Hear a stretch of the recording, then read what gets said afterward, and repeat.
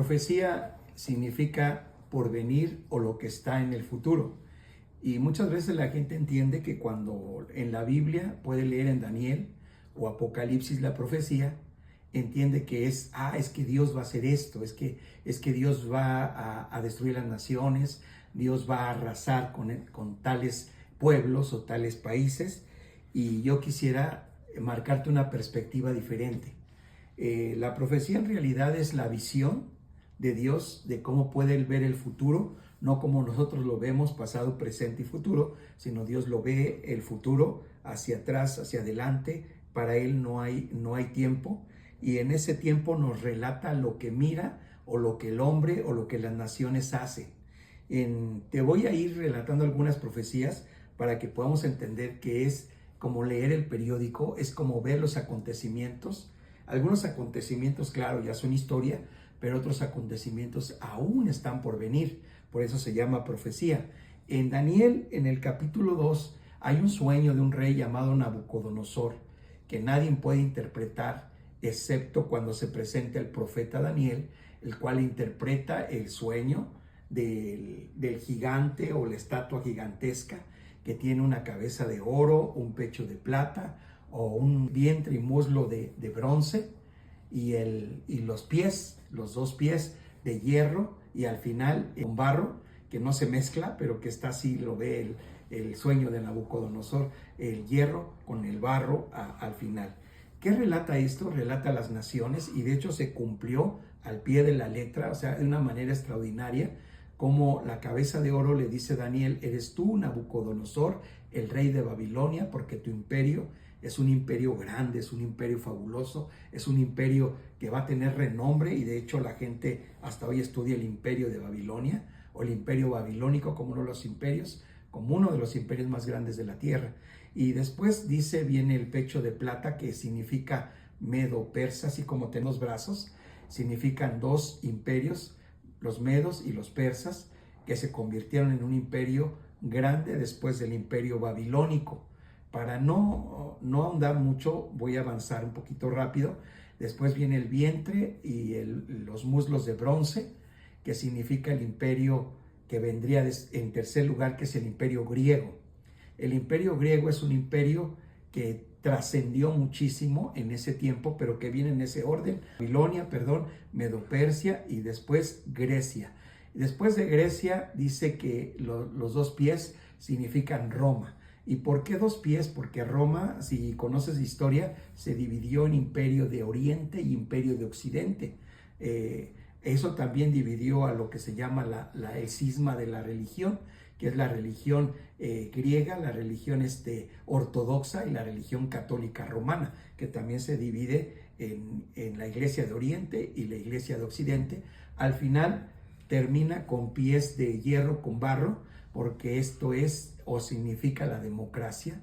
La democracia es como fuerte en sí porque es democracia, pero es barro porque es el derecho de las gentes o de las personas, y muchas veces las gentes no se ponen de acuerdo. Así que terminamos al final de esta imagen con pies de barro, con hierro, y significan los dedos de la imagen 10 naciones finales que componen a Europa, o la Europa de hoy.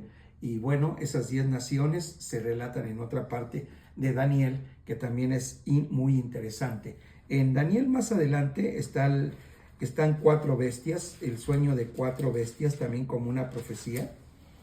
Más adelante del capítulo 7 habla de 4 bestias, y estas bestias reafirman la profecía anterior, que la primera bestia significa Babilonia, la segunda bestia significa Grecia, los cuernos significan poderes o gente que gobernó Grecia, y habla de un cuerno pequeño, un cuerno grande, que pasó en el tiempo de Alejandro Magno, Alejandro Grande.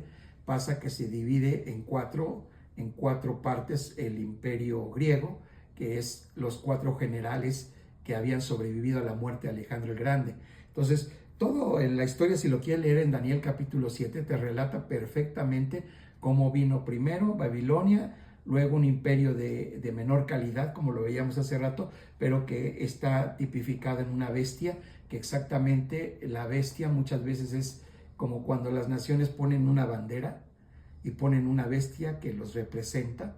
En este caso, por ejemplo, el águila real, el águila que representa a Estados Unidos, el águila que representa a México, el leopardo que representa a Grecia, el león que representa a Gran Bretaña hoy, estoy hablando de hoy, pero que en esos tiempos también las bestias significan imperios o potencias. La potencia primera entonces fue Babilonia, la segunda fue Grecia, perdón, Medo-Persia, que fue dividida en dos partes. Ahí era donde tenía un cuerno grande y un cuerno pequeño, que significa que uno de los dos iba a sobresalir, en este caso un medo o un persa. Darío de Media o Ciro el persa, que fue más grande, fue un cuerno más grande o con más poder. Y el tercero, que es el imperio griego, que viene ya después dividido en 4 generales. Todo está perfectamente bien definido en este sueño que te recomiendo. No voy a ahondar más porque quiero llegar al final. El capítulo siguiente, capítulo 9, versículo 20, hay una profecía que es extraordinaria en el cumplimiento del tiempo. Se llama la profecía de las 70 semanas. Y habla acerca de que 69 semanas se le quitaría la vida al Mesías. Y exactamente entre la profecía y el comienzo de ella, hasta la venida de Jesús, hay 469, hay exactamente 69 semanas, que se pueden contar cada semana por 7 años, claro, cada semana tiene 7 años, entonces al multiplicarla, da exactamente la cuenta de cuándo pierde la vida Joshua o Jesús de Nazaret, pierde la vida exactamente en la semana casi final. Y luego viene como una pausa para que se cumpla la final semana. Te lo puedo decir así de una manera corta, más bien quisiera hacerlo de una manera más larga para poder tener incluso un pizarrón y explicar más acerca de las 70 semanas, de lo que dije del sueño de Nabucodonosor, de las bestias. Lo voy a preparar para hacerlo, pero hoy quisiera llegar a esto.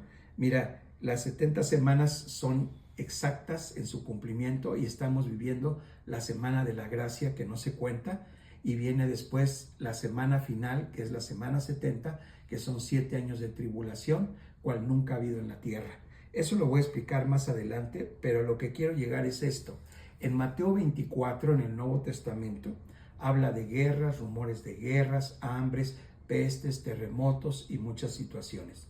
Y si me traslado hasta Apocalipsis, que es la revelación dada al apóstol Juan, o el último libro de la Biblia, ahí nos habla de guerras, y de guerras incluso nucleares, de guerras de exterminio, de un mundo que cae en un cataclismo.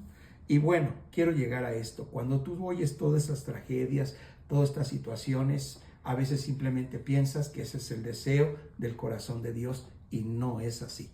Por ejemplo, la gente cuando habla de Nostradamus, que le atribuyen muchas profecías que se cumplen, nunca dice Nostradamus deseó esto o Nostradamus quiso que pasara esto. Dice Nostradamus lo predijo, pero Nostradamus se queda corto en comparación a las profecías bíblicas. Es algo muy pequeño lo que Nostradamus asoma en comparación a Daniel, en comparación a la Apocalipsis, en comparación a lo dicho por Jesús en Mateo 24. Pero voy a terminar con esto. No es la profecía el deseo del corazón de Dios. No son las tragedias el deseo del corazón de Dios. Es Dios diciéndonos lo que va a suceder, lo que va a pasar, porque Él ya lo vio. Lamentablemente las guerras, los rumores de guerra, las pestes y las hambres son provocadas muchas de ellas por las naciones y por el corazón de los hombres, por el egoísmo y porque la raza humana ha caído en una situación de odio, de rencor, de aberración. Solamente es ver que a veces hasta los que están cerca de ti, hasta los que viven en tu colonia o que viven en tu barrio, se ven mal, se miran de una manera mal. Así que no voy a ahondar más en esto. El odio humano está llegando a su mayor límite.